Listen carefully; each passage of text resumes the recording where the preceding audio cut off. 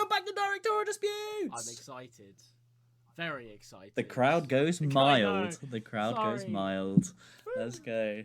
I was going big there. I was shouting. We've got cameras now. We're back. We're in HD. You'll have to excuse the mess. Josh is looking a little bit more festive. I think. I'm not so much, but we'll work with it. Just deal with the wonky mirror. But we're back. We're back, and we've made some changes, and we're excited. Well, I am excited. Promise. I am. That sounds a little bit like I dragged you here, which isn't wrong. Which isn't wrong. But we're doing things a little bit differently this season. We decided that we like arguing with each other, but I'm not sure we like arguing with each other every episode. I feel like if we carried on with that, we would have probably run out of ideas very, very quickly. Well, I mean, after last season, we just hated each other. You were so bitter that you'd lost. So we thought, let's come back. Let's switch it up a little bit. Don't get me wrong. We're still going to be arguing. Still going to be shouting at each other every now and again. And getting some beautiful sound bites from it that we certainly got last season. I want to see a return of Red Steve. I say we all want Red Steve back. And I'm sure we can make that happen. But we're switching it up. So we're going to be alternating. Yeah. We're going to be alternating. We're going to have a week of discussion, and we're going to have a week of shouting at each other. So that means that everyone is covered, and it gives us a chance to just talk about film. Yeah, because I think that's why we started doing this in the first place, was because we love talking about film. And as much as shouting at each other is fun, I think... it's probably... We didn't really get to talk about our love of film as much as we thought we'd get to. So I think it forced us to give our polarizing opinions, didn't it? It didn't force us to be like, I like this film, it's fine. I'm not going to shout about it, but it's all right. The amount of ideas and concepts we had. It was like, I don't love it, but I don't hate it. Whereas now, it's that. Yeah. It's sort of we sit there and we go, can I shout about this for an hour? Can I shout about it? No, probably not. I'm not willing to sell my soul for this particular argument. So we're going to be doing that. So it gives us a bit of a chance to just have a chat about film and just a little bit about what we've seen, what we've been doing. We want to talk about a little bit about what we've been watching recently, and hopefully people at home can get involved and tell us what they've been watching. Part of that is we are starting the weekly film club. Yeah. Episodic film club is probably... We don't want to... The episodic film club. club. Down to a time limit. We said we'd be back in Easter. No. It's nearly next Easter. It's Easter. It's nearly Easter. We're going to be back. Specify a year for Easter. That is a good point. We didn't say a year. So we're right on time. Right early, actually. So we want to do a weekly film club, a little bit where we take turns suggesting a film. We both go watch it. We come back and chat about it, and you guys can watch it too, and you can tell us what you thought about it and see if we all agree. I've got the job of suggesting the very first film. No pressure.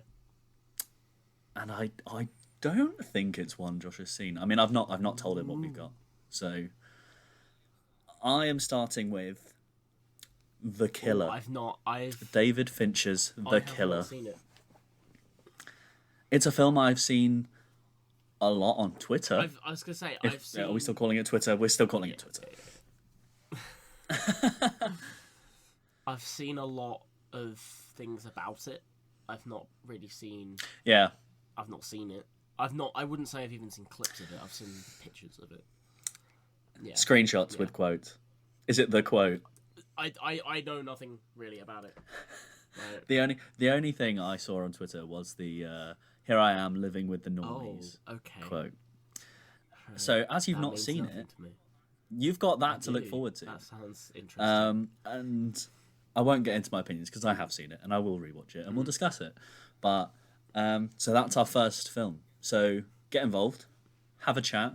Come and have a chat with us about what you thought. Go and watch it. We'll come back and we'll all exchange thoughts. Less of an argument. Okay, that's good. Well, hopefully easing in. We won't be having an argument. But so we've got that down. It's a chance for everyone to get involved. Follow us on social media. Give us their opinion. Shout at us. Us not shout at each other so much. That's the main aim. We want to just be chatting. We want to be chatting about film. because that's what this is really. And so this is our first episode, and we're getting close to the festive season. You know, when it's nearly the big day, and we thought we'd do a festive film swap. Yeah. So how this is going to work is currently we have not told each other what films we want the other one to watch. No. No. I don't know about James, but I've picked a film that I know he hasn't seen. I knew you were going to go down a certain route, so I've chosen a film that I know you've seen, but I want an excuse to talk about. That's fair. That's fair. So personally, I think it's not just James hasn't seen this film. I feel like maybe a grand total of 12 people have seen it. Oh God! I know that's a lie. But in the grand scheme of things, not many people know about it. We're going to be really bumping up the numbers for this one then. So who wants to go first? I'm going to say you go first. Tell me, hit me with it. Hit me with what it is that I'm going to be watching. You are going to be watching the 1989 classic is a stretch of the word film Elves. Now, not Elf. Not Elves. And what I'm going to do for you right now is read, when you Google the film Elves 1989, the Google description for this film, the synopsis, is, and I quote, "A department store Santa Claus discovers a neo-Nazi plot to mate a nice girl with an elf in Colorado." And I feel like that tells you all you really need to know. I'm not sure I expected many of those words there. I mean, I expected Christmas, Father Christmas, you know. I'm not sure I ever thought neo-Nazi was going to be a word that came out of your mouth. Yeah, so just a little background on how I came across this film. God. During my first year at uni, there was a bad film society, and every week we would just watch a bad film. So at Christmas, this was one of the films we watched. And it went down a treat. There must have been about 20 of us in there, I think, that week. And we were all in tears pretty much all the way through. It's up there with, like, The Room and Birdemic with just how did this get made and even get released.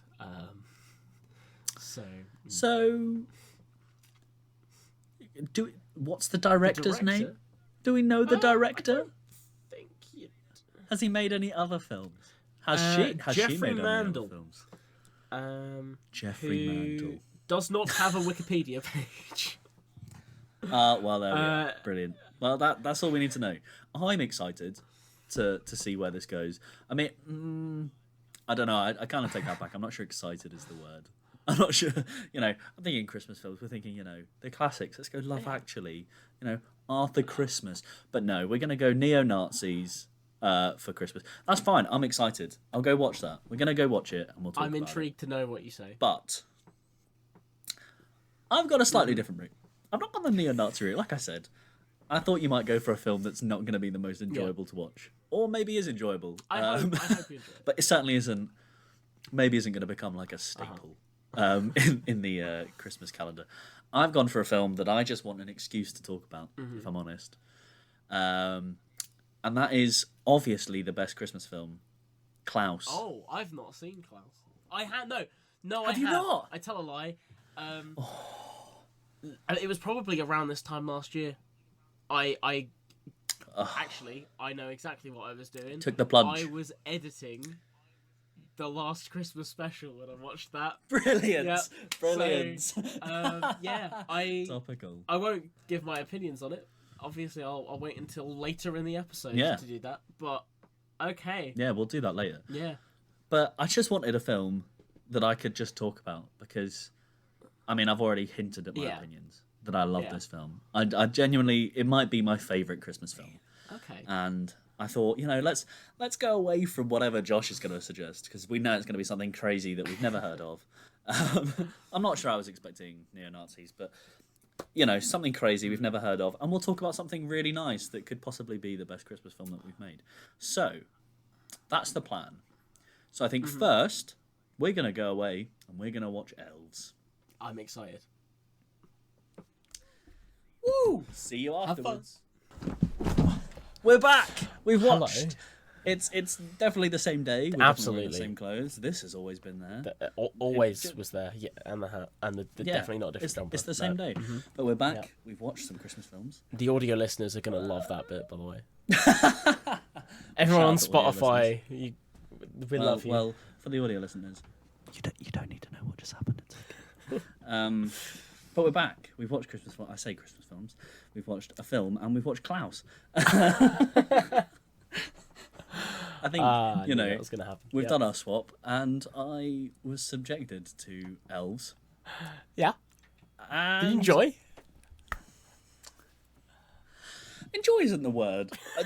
I tell you what, the first note that I have says, "Don't get me wrong, making movies is hard, but I don't think I've seen anything bolder than the people who thought it was a good idea to put their names nice and bold on the screen at the start of this movie." Like, I'm not, you know, That's you know fair. what it's like. Yeah. I'm not sure. It was brave, to say the least. I think the way I would describe this movie as not a Christmas film. It's I've literally got the note. Die Hard is more of a Christmas film than this film is, and you know my thoughts on that. It was. I've won. I genuinely don't know what Elves was. For those An experience. For those that haven't seen it, don't. Actually, do. It wasn't that unenjoyable. It's an hour and a half. It's, you know, it's not like you're sat down for like a 4-hour bore fest. It's an hour and a half, but boy is it interesting. It's interesting. I think so. When I rewatched it for this, I also watched it with 2 of my housemates, and we loved it start to finish. But you watched it by yourself, right? Yeah. I imagine that's a very different experience. Yeah, less laughing, more. Yeah. It was interesting. Yeah. I mean, I think to start, I have a counter, and it's a counter you're going to have to bleep. Oh. It's the what the counter. Okay. Okay. And I've counted how many times I said that phrase throughout the movie. I can think of at least a good few of them. For definite. Well, I said it 11 times in an hour and a half. I mean, there's just a few things like why are they letting the new Santa use the same room that still has the chalk outline in it? You know, things like that. What else have we got? There's the really random scene of the little brother walking in on his big sister in the shower naked. Yeah. And then she's like, "You're a perv," and he's like, "No, I just like seeing naked women." Not sure about that. Also, not sure how festive that is. Family Christmas. Yeah, woo. And then, but that's just the beginning of that, because then we get towards the end, and I don't think I've ever watched a Christmas film that explicitly includes incest. I was watching it and I went, how does this get weirder? You know, we've had this little elf thing. There's not really an elf thing. It's like a troll. Yeah, they call it a troll over and over again throughout the film. They do. The last 20 minutes. Yeah, they never actually refer. Like the characters running away from it never refer to it as an elf. Only the people who made it. But you don't really stick with them for very long. So no, a majority of the film, it's a troll. So yeah. But it's you've got this troll thing that's not really a troll, it's an elf. And it just gets progressively stranger as we go. But it's not just the concept. Like, the concept itself is weird, don't get me wrong. Like, Nazis created this elf to make a super race, and then incest is involved, and then some of the lines. There's a line that I haven't even written down that stuck with me. There's a bit where one of the kids is like, there's the elves, and he turns to the child and goes, elves, like straight in, corrects it. I'm like, what? Because that's it's in the scene where the new Santa, the homeless guy or bodyguard, goes and interrupts a Christmas dinner, and the guy's there in a dicky bow and a waistcoat, carving his turkey with an electric carver that's going back and forth. To be like, I need answers. What's happening? You're a historian. You need to tell me these things. He's like, this is my Christmas day, but it's the cold hard into the child. It's elves. Speaking of quotes, one of our favourite ones when we finished watching it was when the, and I really have to stress this, I had to look it up, and apparently it is an official job title in the US.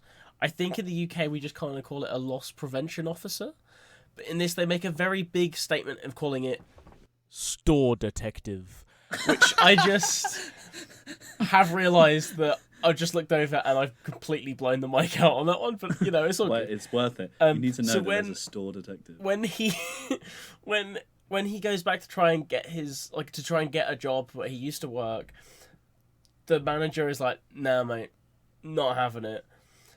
And he then also says the immortal words, take that sentiment outside, mister.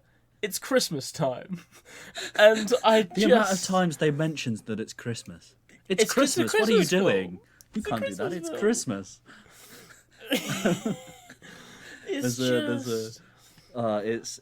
It's like I say, Die Hard is more of a Christmas film. I don't think anything inherently Christmassy happens in the film. Like, I suppose the closest you get to Christmas in it is the scene where the historian is carving the turkey with his family. Yeah. Other than that, she works at a donut counter and doesn't have to wear a Christmas outfit. She's not in a Christmas outfit. Her friends aren't in a Christmas outfit.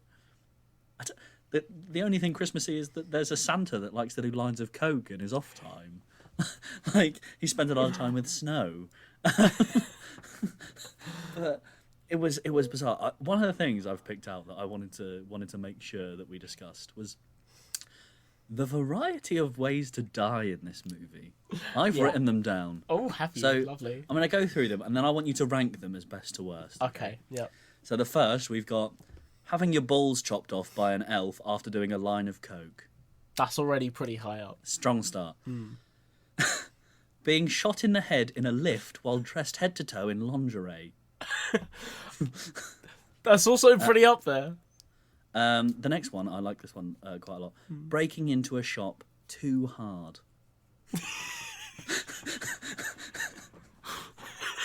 Oh, God.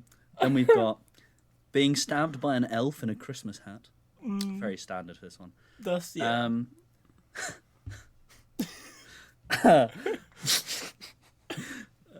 Electrocuted by a radio playing Beethoven's Ode to Joy. That's up there. I think that's number one. And then finally, melted by a crystal explosion. Again, I think that's par for the course for this one. I think breaking into a shop too hard. Too hard is probably number one. Has to be up there. You know, one of these. For those that haven't seen it, there's a scene where three young men who are very excited at the prospect of having sex with three young women are trying to break into a shop where the three young women currently are. One of them, they then go to their car and get a crowbar and go, we'll use the right tool for the job. And as they're trying to break in, the one at the front breaks in too hard, falls on the floor, and as far as I could tell, dies. Like, he's not in the film for the rest of it. He's not. He doesn't get up. There's no. He's just dead. So I think that has to be at the top. Yeah, absolutely. I do like the electrocuted by radio playing Beethoven's Ode to Joy. Yeah, I did question the weird nudity in that scene. I was gonna say when you mentioned that that scene goes on for arguably far too long. Yeah. And we were go on. There's the undressing, which is like it's like a hint at. Don't get me wrong, nudity is there's nothing wrong with nudity in a Christmas film. Love Actually has whole scenes of people pretending to have sex, but there's like the undressing, and a lot of this film tries to be a bit risque and it's the 80s.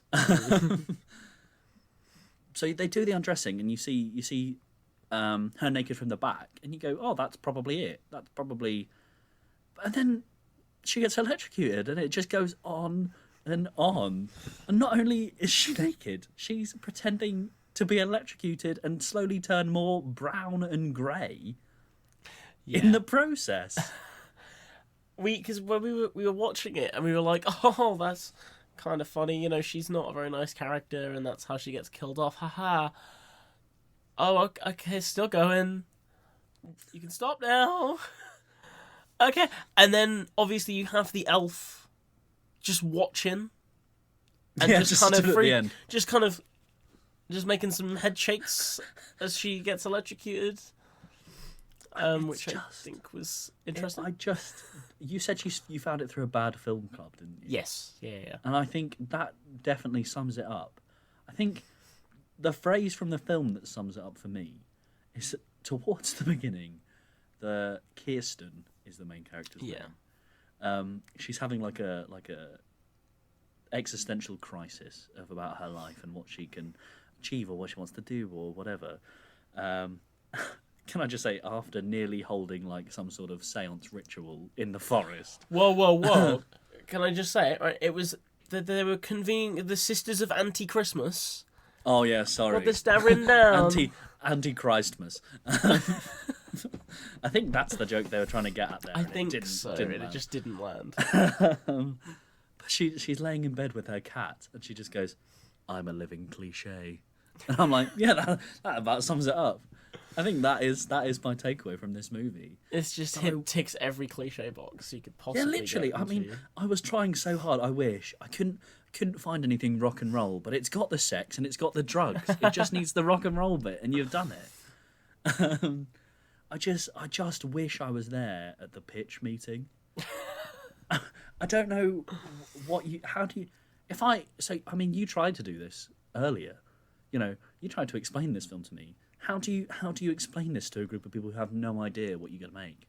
I don't really know, because I don't think there's a way of fully. I know a lot of people say this about a lot of films, but I feel like you really can't get across what this film is by explaining it. You just have to watch it to understand just how crazy it is. For the first 40 minutes, not a lot happens that's like scary or Christmassy. And then you've got 20 minutes of we're getting into it, and then the last half an hour, everything goes off the rails. Yeah. I just genuinely don't know how you go, this is a Christmas film, or this is how we're going to pitch this as. I think someone went, I want to make a scary movie, but let's make it Christmas with the elves. Yeah, I don't know if it was like a marketing kind of idea to go, well, we want to make a horror movie anyway. If we make it a Christmas horror movie, maybe it'll sell. Maybe we'll fund this if you make it Christmas. Like, was it a tick box thing? Did they have to go, right, we've got to make it Christmas? Well, I can say I was surprised. So I looked it up on Letterboxd. I was surprised to see it there, if I'm honest. So 1989. The tagline is, they're not working for Santa anymore. They're working for the Nazis, it turns out. Not where I thought it was going. But it's actually got a 2.4, which is higher than I thought. There's a couple of people, I'm going to hope, it is few, 112 people have rated it 5 stars. Which is impressive. I found my people.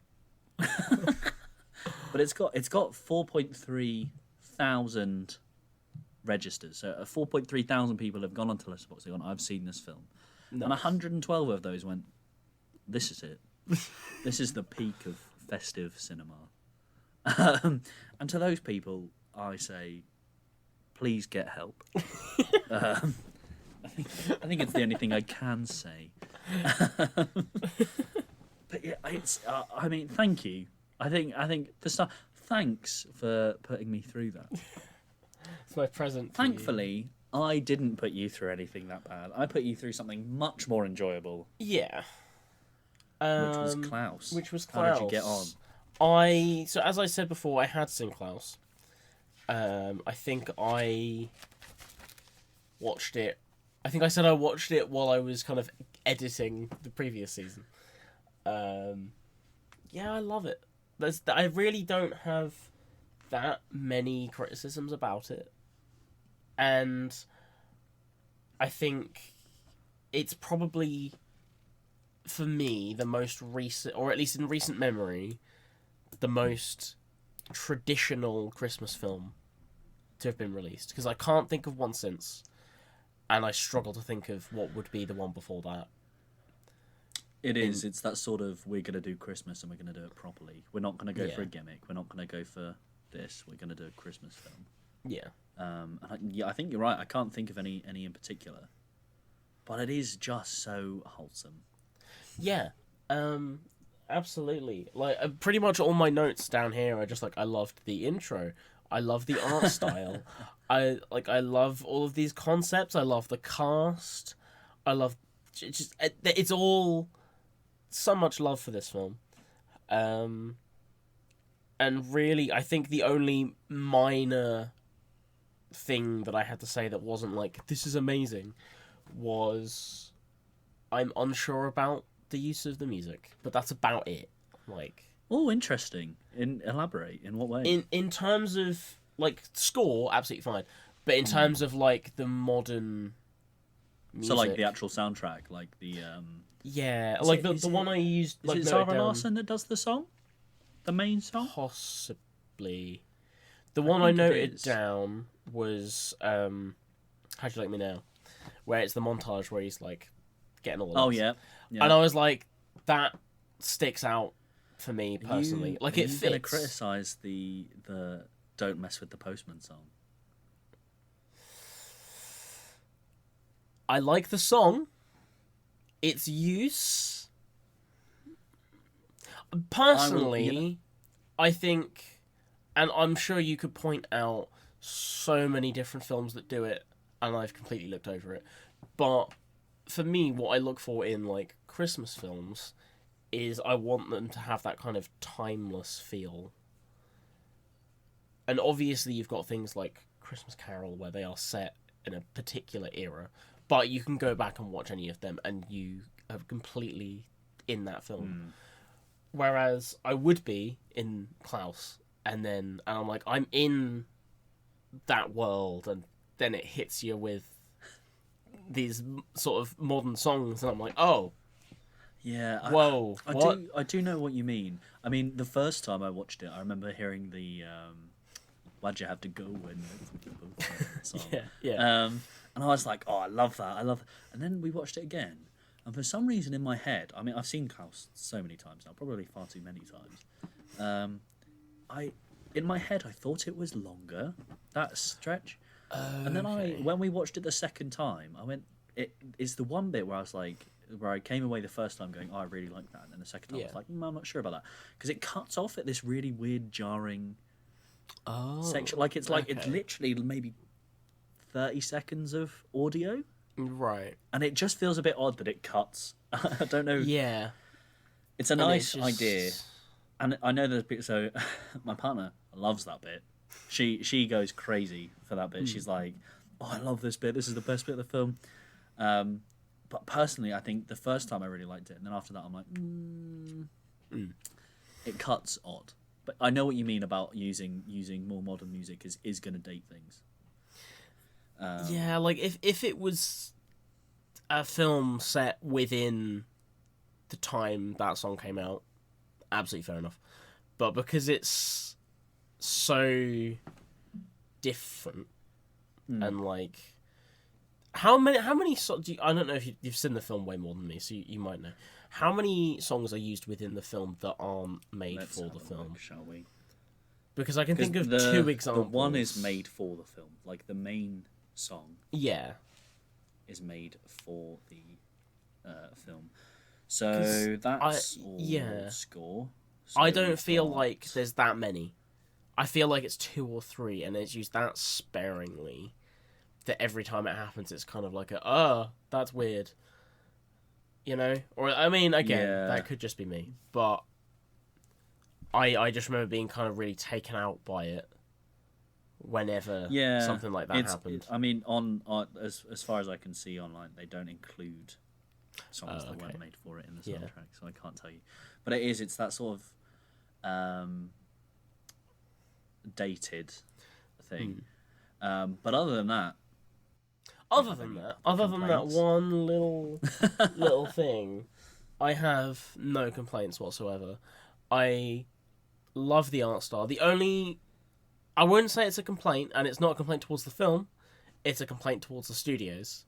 And I want to know your opinion on this, because when I was doing a little bit of research, it said originally it was aimed to come out in because when did it actually come out? It came out in 2019? Yeah, I think so. Yeah, I think it's 4 years, 2018 or 19. So it was supposed to come out earlier. Right.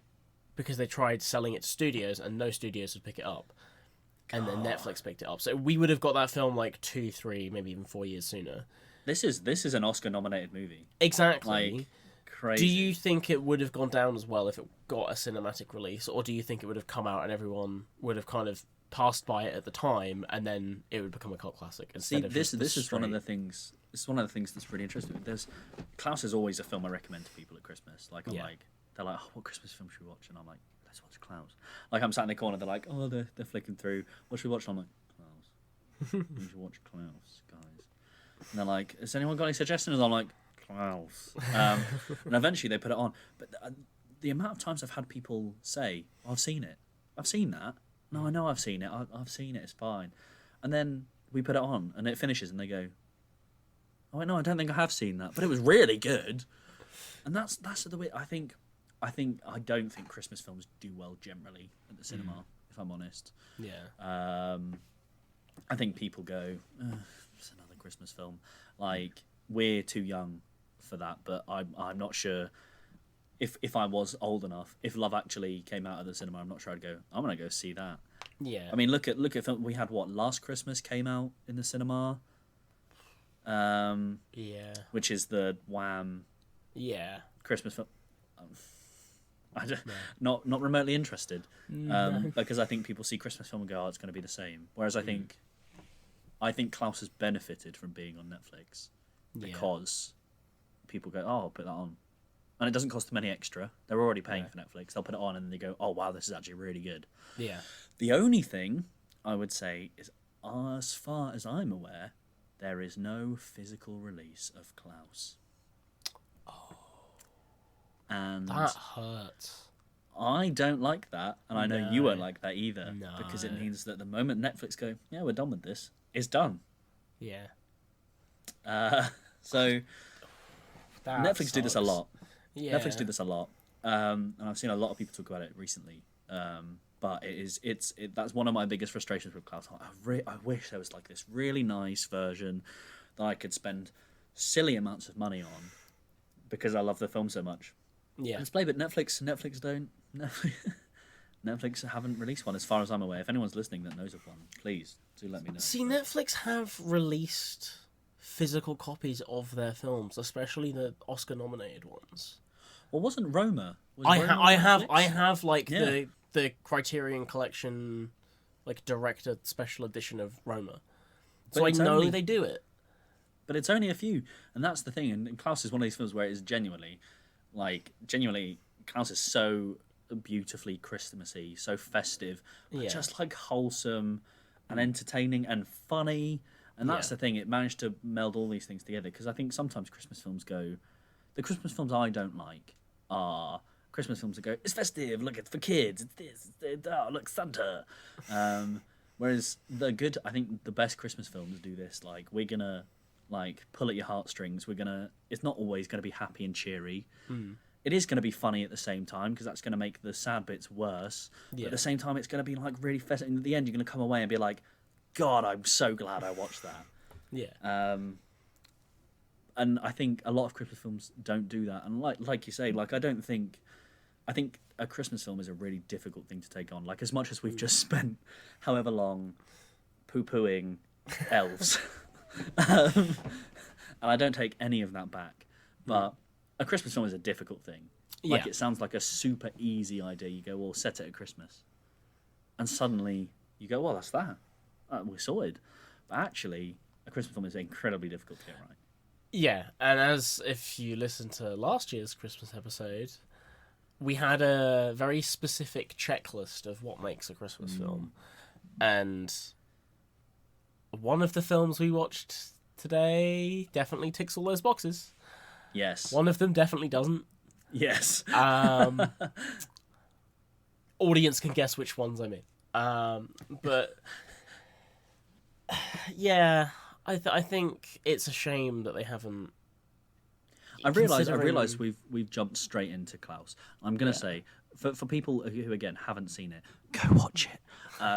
But what Klaus is about a postman who he's the son of the head of the postal service, who is very lazy, very entitled, and his dad's tired of that, so he sends him to the most remote area of the land in the middle of nowhere, where it's very snowy, where he has to establish a postal service. But not only that, there's two factions there that hate each other, and that's all you need to know.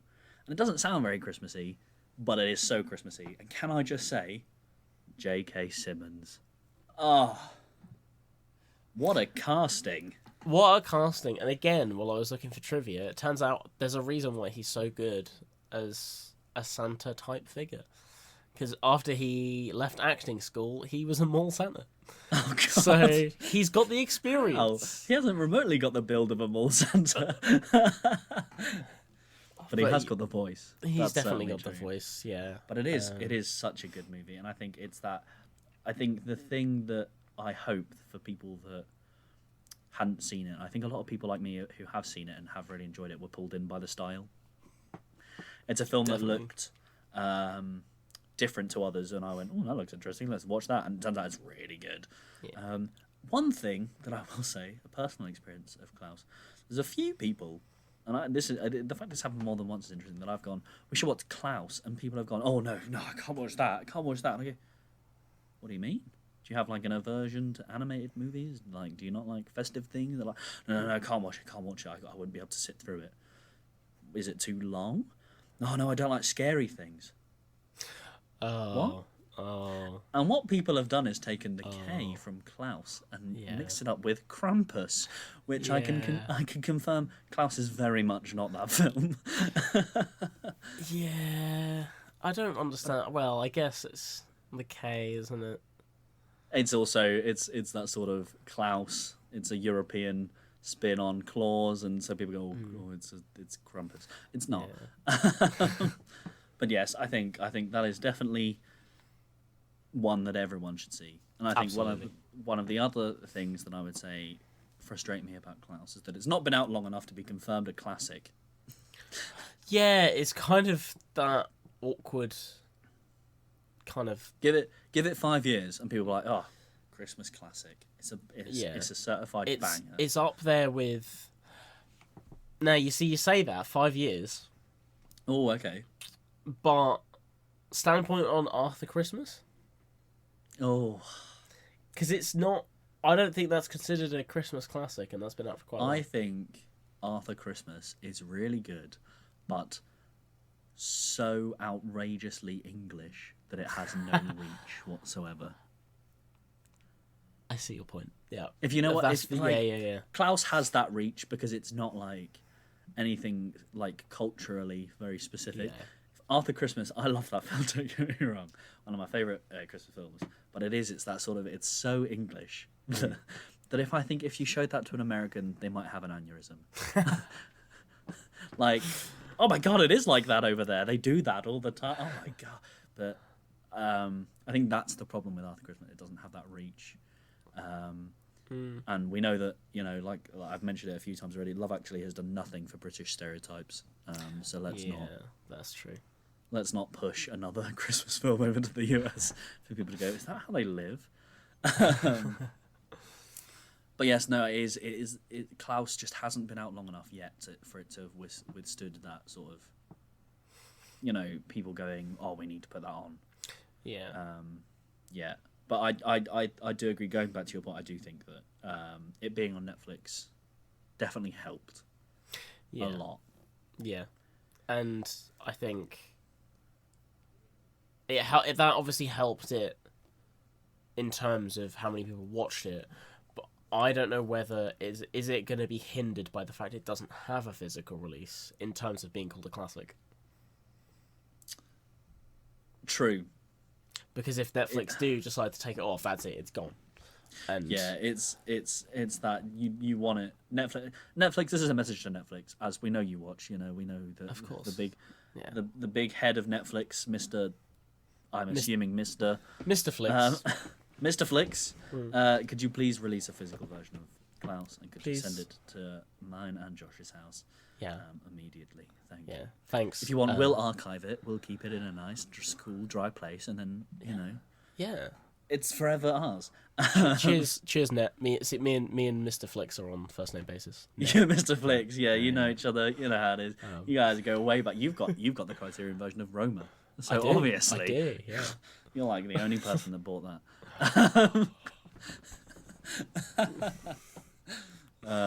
So you're Mr. Flix. Go way back. But yeah, so if they could, like you say, I think the moment that it was Oscar nominated, I was like, surely you go right. We're releasing a physical version of this. Yeah. Because I mean, I think the other ones that Roma is one example. Marriage Story. I've got a physical version of Marriage Story. That's a Netflix original. Exactly. Oscar nominated. Where is Klaus? I want justice for Klaus. Hashtag justice for Klaus. Hashtag justice for Klaus. Literally, stand with the people. But yeah, so that is the one thing. I want a physical version, but other than that, I think Klaus is my favourite Christmas movie. And as I'm interested to know, your film, unfortunately, I'm sorry to break the news to you, Elves has not made it to my top ranked Christmas films. I think that's fair. Has Klaus staked a claim within the top? If so, where does it rank, and what are the other films? Ooh, that's tough. So I think for me, number one, Muppets Christmas Carol. I think there's going to be a lot of people out there absolutely overjoyed that you agree with them. I think there's lots of people out there. It's a cult film. It's cult following. People love it. Two, and I think, it used to be number one, but after last season, Die Hard has dropped down to number two. I mean, shouldn't even be on the list, but I disagree, as we know. But honestly, I was thinking about this earlier, and I feel like Klaus is definitely top 5. Maybe even in top 3. Top 3. And I just, when I think, right, films that I watch every Christmas, I can name the top 2, and then I'm like, yeah. And then I think, and it's like, I don't know if there is always a third that I will watch, that I have watched every single year. But maybe I've now found it, because 2 years running, Klaus. Yeah, Klaus is... So I might now have myself a third. Yeah, and that's what we love to hear. We love to recommend things that go straight into the top lists. But it is interesting, isn't it? Christmas films. We had this, obviously. We wanted to swap films, and we were saying, oh, well, what should we swap? And my brain goes Christmas films. I go, I can think of 5, 10 off the top of my head. But it's such a diluted genre that surely you should be able to think of more than that.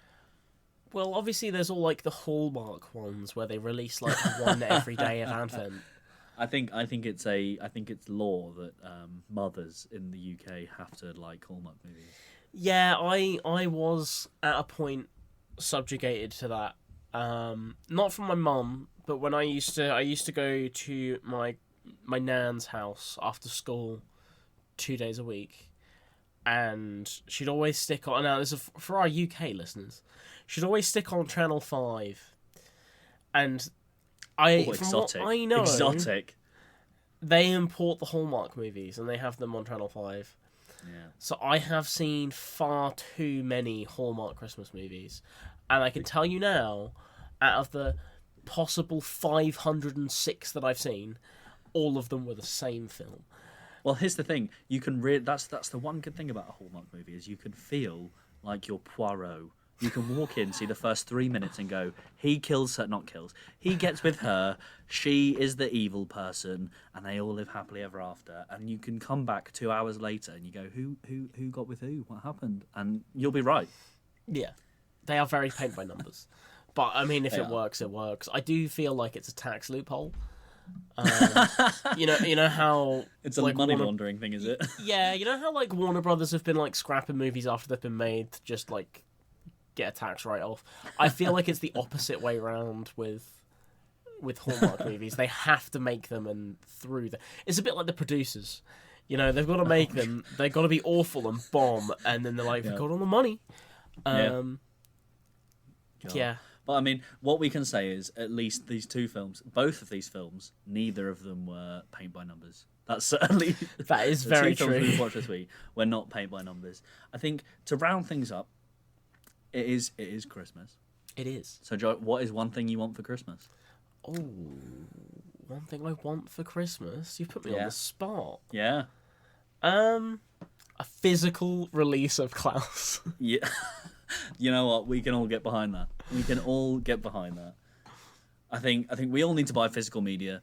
Bin your Netflix subscription. Watch Klaus first. I already have. Bin your Netflix subscription and buy things on Blu-ray or UHD 4K. Yeah, I have. Then you've got it now- forever. Yeah, I was gonna say I've now actually started upgrading my standard Blu-rays to 4K. Look at us. We're basically become that Christopher guy. Nolan. We're Christopher Nolan. Look at us. I think, there we go. And that's the biggest Christmas gift of all. Being You and Christopher I, Nolan. we're Christopher Nolan. We've got it. That's it, guys. That's a wrap. That's Christmas. That is Christmas. Merry Christmas, everyone. Merry Christmas from your favourite Christopher Nolans. We love you.